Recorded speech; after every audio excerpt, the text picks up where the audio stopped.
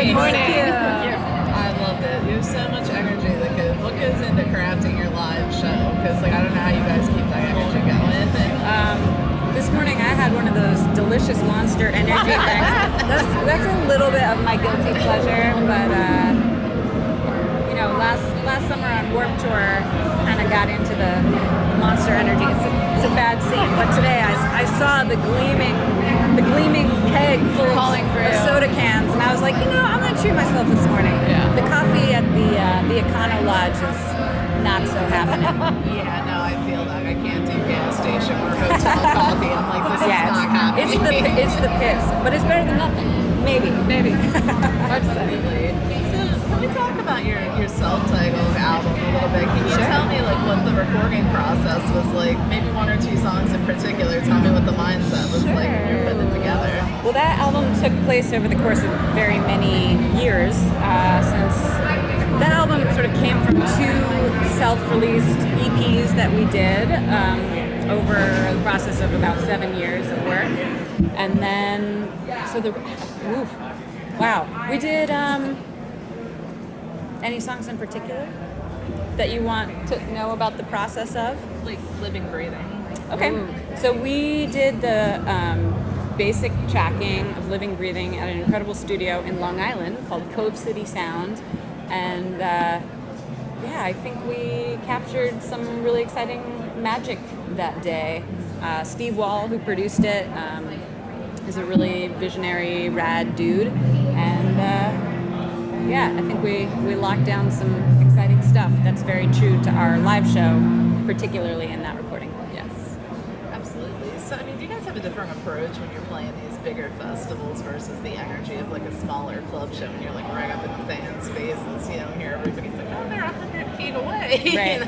Yeah. I would say that Mother Feather started as a small nightclub act with the vision of being in a stadium. So in some ways, this is maybe finally the elbow room. We're getting the elbow room we deserve, and we've always kind of imagined.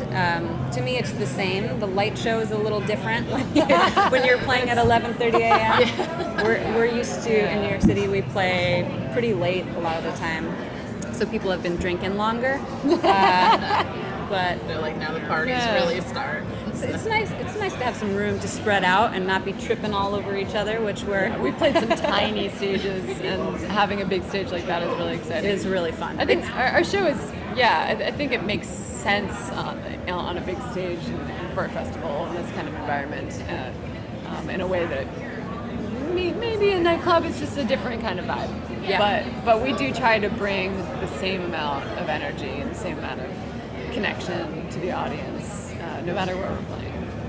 What has it been like for you guys to kind of witness the fan base grow? I'm sure that after each festival, things like that, you see the social media numbers start to climb and all that kind of stuff.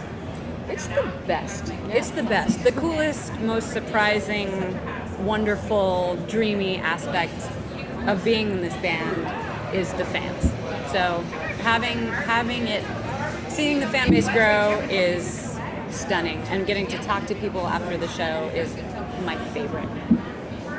Well, I love that you guys can push the genre box a little bit, you don't feel like you are boxed into any particular area or not, because I feel like it doesn't even matter anymore, really. Yeah, hopefully. Yeah, genre-fying and labeling it's frustrating. I know why people yearn to do it, but I also think that listeners are more open than maybe we give them credit for, and we've seen really good responses to just the music that we're making, and we don't try to stamp it too much. Awesome. So what does the rest of 2017 look like for you guys? I'm sure there's a lot more. We want to actually have our record done.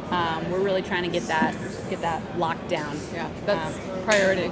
How far along in the process are you? Pretty far. Yeah. We've the songs are completed. The bulk of it is recorded. So we're mixing. We're almost in the home stretch.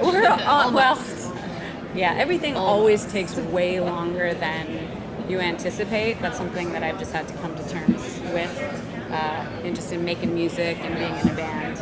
there's a lot of cooks in the kitchen, you know, and just wanting to get everybody really excited about what we're doing. Absolutely. So if you guys had to choose a cover song, that would be pretty surprising for you guys to do it. So which one would you choose? I'm gonna say "Burning Up" by Madonna. Nice. I love it. Well, thank you guys. Thank you so much. That was really nice. Yes. Great to meet you. Appreciate it. Thanks.